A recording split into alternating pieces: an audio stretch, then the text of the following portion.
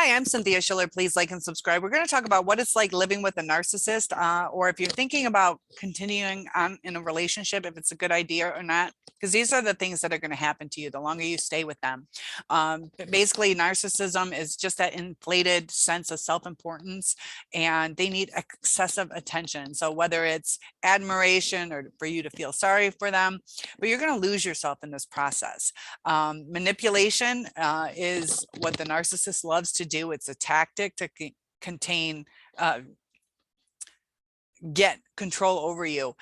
So you're going to start to lose some of your outside relationships, whether it's family or friends. The narcissist loves to turn people against you, because the narcissist always wants to seem in a better light than you. They don't want to take accountability. So if they do something wrong, they're going to blame you.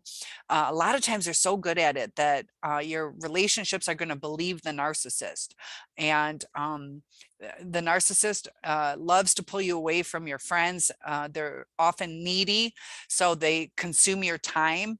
So that's one thing, is losing your outside relationships. They're going to give you a lot of excuses.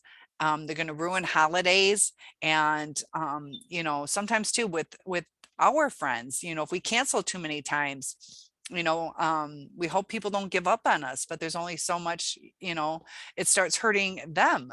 So it just destroys relationships. Another thing is you're going to start to feel low self-esteem, and the narcissist can't handle when somebody else is doing something better than them. So sometimes you got to feel like you got to dumb yourself down, or not share certain things. And you're in a relationship to build together, but you're either too afraid to tell your narcissist anything good that you're doing, because a lot of times they'll cut you down, or they'll try to one up you. And a relationship shouldn't be a competition. Often they will criticize, belittle you, and it gets confusing, because in the beginning there is that love bombing stage, but once they start to devalue you, or once they get jealous, that's when things just start to spiral out of control. Because a lot of times we have reactive abuse. And it can be little minor things, like just standing up for yourself. The narcissist takes that as a narcissistic injury. You should be able to set boundaries, or go, hey, you know, this is my day. We were talking about my promotion today. And then they're like, oh, it's all about you. And they never let you win. They never, I shouldn't say never. When in the discard stage is when it starts spiraling. And then they'll use little tactics where they're like, all right, I pushed my luck a little too much. And then they'll give you some breadcrumbs. But overall, it's pretty close to never. They have that sense of entitlement. And you're going to start to feel like you're going crazy with the gaslighting, the lies. The narcissist has like blocks in memory. And so they make up stories. And it's kind of like they just assume what would have made sense, or they'll do something to fit the situation because they just don't remember. Sometimes they do purposely lie, they do purposely make up things, but you got to remember that lying mind all the time, it gets really confusing and jumbled up. And for a memory to become a memory, it has to be tied with emotion. So you're just going to feel like you're going crazy because they just don't have that empathy. They don't know how to, I guess, weed through what's important to remember, because you can have conversations with them, and they don't take it to heart. You know, we've had thousands, millions of conversations with people. You know, something has to touch your heart for that conversation to be remembered. You know, I'm sure there's been conversations you've had at the beach. Some have been lifelong memories, like, wow, that person related to me. I don't know, we both went to Hawaii and we had this great conversation, like it restirred some emotions in you. But if it was just, you know, you ask somebody where they bought their can of Pringles, do you remember, unless you're tying it to like you were starving and this person helped you? So that's what the narcissist is like nothing's really that important, we're not talking about me, so they don't commit it to memory. And they just have a repetitive behavior. You'll eventually start to believe what they're saying. And because they repeat it so much that we get used to it, and we're going to start to think, maybe it's me, maybe I'm the one that has the memory problems, or I'm not seeing things clearly. So we're going to start to question ourselves. We're going to start to feel isolated. A lot of times too, we're caught up in these thoughts that we're going through, like trying to process things, trying to understand things, having lower self-esteem, not wanting to get out there. Not wanting to talk to our friends and family to explain what we're going through, because we feel like they're just not going to understand it, or we've tried that and they kind of think we're crazy for staying with this person. They're not relating to us. And that's one thing to take to heart too. Like when we try to discuss things with the narcissist, they just, it's foreign to them. Just like our friends and family, when we try to describe our relationship, they don't understand it. And the narcissist doesn't comprehend our emotions. They can't empathize with it. They have no clue what is wrong with us. They just know it stirs things up. They love that chaos. You're always going to feel like you got to focus on your narcissist. It's almost like taking care of a child, all their needs. And they get used to it. They know how to keep that balance of breadcrumbing, love bombing, what to do.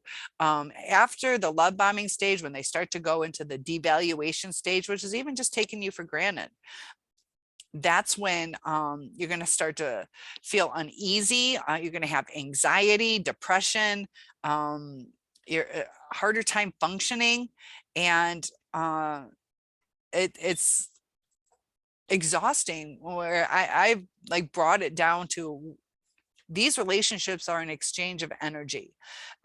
We give them some energy and then they give it back, and then we might give them some, and it's a good balance. But sometimes if we give too much, we're depleted, and you're going to start to feel that. It causes brain damage. The loneliness is going to set in. You're going to start to lose yourself. So any dreams or goals you might have had are going to slowly start to disappear. You're just going to feel like your only purpose is to make this narcissist happy. And it's just such a toxic relationship. Arguments, those are always going to end up with you apologizing. Pay attention to that. I did that all the time. Whether it's like, I'm sorry I yelled at you, can we please, and I didn't really yell, I blew up his phone. That's what I did.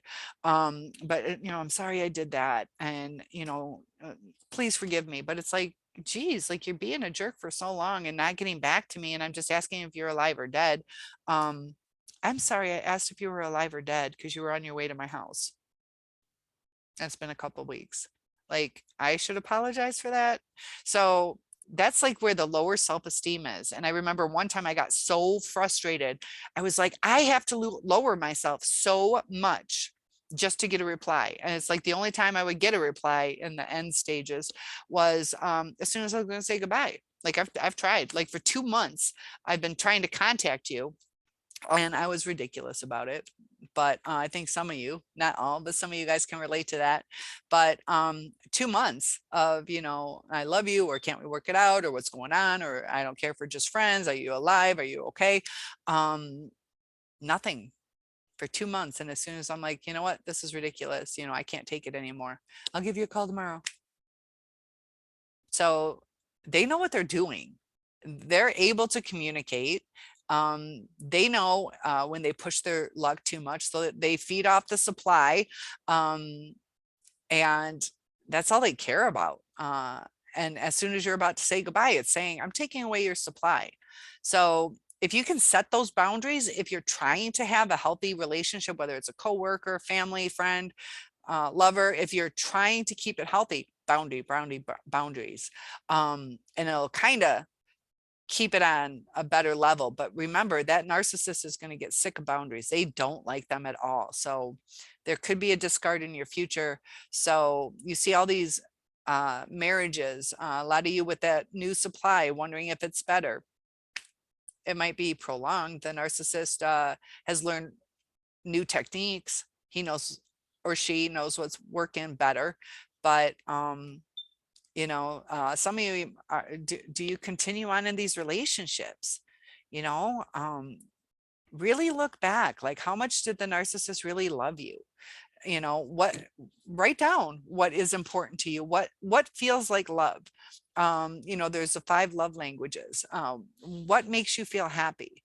For me, you know, I don't need gifts from my friends. I don't. I like it, but I just need the communication and to feel validated. And it's all good. You know, how deep you go into a relationship, romantic or, you know, best friends or just casual friends. But, you know, I just want to be validated and have good communication. But narcissists love to lie. So you're going to lose your reality. And that's where the crazy making comes in. You don't know which end is up.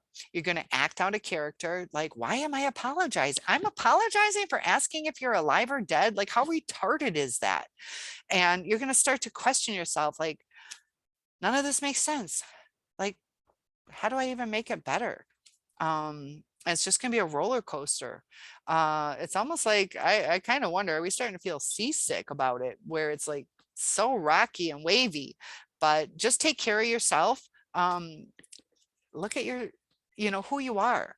You're a good person at heart. That's why you go through this rumination. That's why you stuck it out so long, even through all those ups and downs. But the narcissist, did they really try to be consistent? Because that's a safe spot, you know. That's why, you know, it's good to have a routine. You know, I've had different kinds of businesses where I had like crazy sleep schedules. I do better with a routine. And not necessarily, I like to stay up late at night, but I changed my business to have more of a routine, and it makes a difference in your life. Don't forget to take time for yourself. I'm a workaholic. You know, that's, you know, keeps me busy. You know, I'm still in the healing process. I'm getting out more, but you know, it's good to have those connections and try to I guess not fill your basket, your happy basket, with just one thing. Like me, I can't just fill it with work. I can't just fill it with work. Um, you just like food, you got to eat a variety of it to stay healthy. So work, and it's okay to work overtime, but you know, see, maybe figure out a goal, what you want to do with that money. Retire early, or go on a trip, or buy yourself something nice, or go to a hot tub spa place, and just relax, reconnect with your friends, and take care of yourself. There's so much that you lose. Um, and CPTSD is terrible to go through. The longer you're in this relationship, the deeper you will feel that, the harder it will get to get over someone. It takes 7 times before somebody usually leaves a narcissist. That's how kind-hearted we are. That's how much we believe in things. But look at the patterns, read everybody's comments in these YouTube channels, whether it's mine or somebody else's. Can you relate to some of these? You know, and we're sitting here trying to figure out how this happened, what they're thinking, what is going on, why did it get so bad? And it's kind of like when we're trying to think of things, we pull, like, why is that person upset? And to understand why they're upset, we pull from our memories and empathize with that. And this is the kicker, is sometimes we're like, I I I don't understand, like, I, you know, but if you can pull from your memory, and it can be off a little bit, like what they're upset about. You know, I lost a baby. It's like, uh, babies cry all the time. Babies poop. But you're like, oh, that's a human, and this is what this person wanted. I lost a human that I wanted. So you can empathize, even if it's different. Like, some of us like and some of us don't like babies. It's just people. But we can relate it. But the narcissist is like, it's a stupid crying baby, you know? So if it's something that they don't want, some of them do love babies, but in their way, but for supply. But there's got to be that relation to understand, to work through it. And if it doesn't fit, their thought process on just that, they don't pull from anything. They're just like focused on this. They're not focused on how do I make sure that I can understand what this person is saying. They just focus on that. They haven't learned how to empathize. They're stuck in a childlike mentality where it's me, me, me, me, me. If you look at kids at the store, they'll throw fits, but I want this toy, and they'll scream and do whatever. A lot of times if they keep it up, they will get it, or they'll throw a fit to kind of punish the parent, or go silent to punish the parent, like, or even say, I hate you. These are all childlike defense mechanisms.